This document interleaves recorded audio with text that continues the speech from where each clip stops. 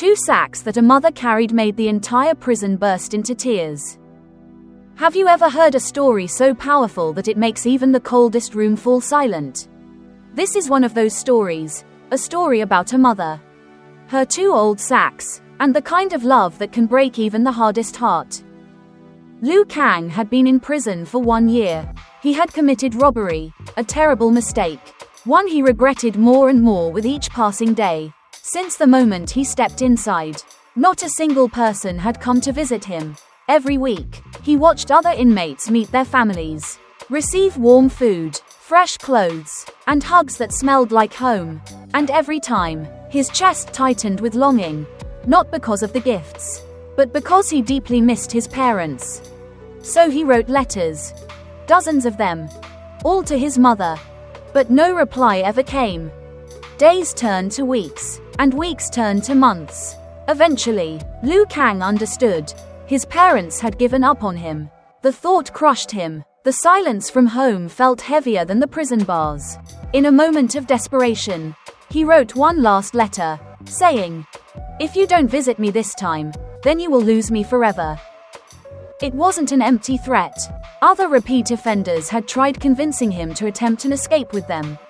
Liu Kang never agreed, but now, with no hope, no love, no family, he felt his final thread snapping. That day was freezing cold. The kind of cold that bit into skin. Liu Kang was whispering to a group of bald-headed inmates about the escape plan when a guard suddenly called out, "Liu Kang, you have a visitor." He froze.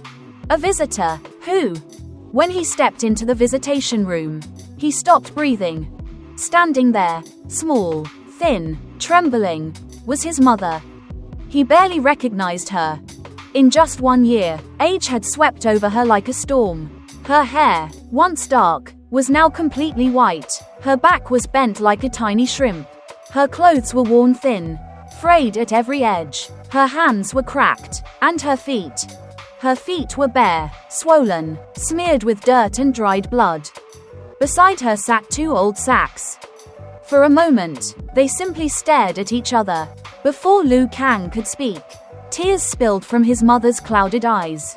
Wiping them with her sleeve, she said softly, "Kang, I got your letters. Don't blame your father and me. We didn't ignore you. We truly had no way to come earlier.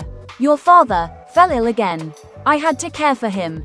And the road here, it is so far." A guard approached gently and placed a hot bowl of egg noodles in front of her. "Mom, please eat. Warm up first." She immediately stood, embarrassed. "Oh no, I can't. How could I?" "It's okay," the guard insisted with a smile. "My mother is about your age. Please, think of it as a bowl from your son." She said nothing more. She lowered her head and began eating. She ate quickly, almost desperately, as though she had not had a full meal in days. When she finished, Liu Kang's eyes drifted to her injured feet. "Mom, what happened to your feet? Where are your shoes?"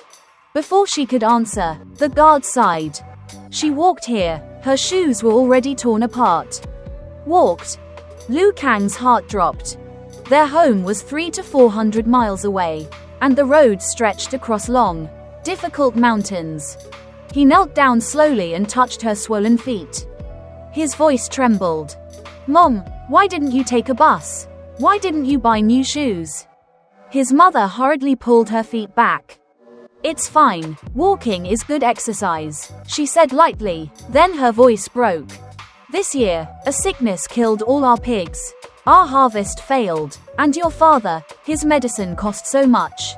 If he were healthy, we would have come long ago. Don't blame us, Kang." The guard wiped his eyes and quietly stepped out.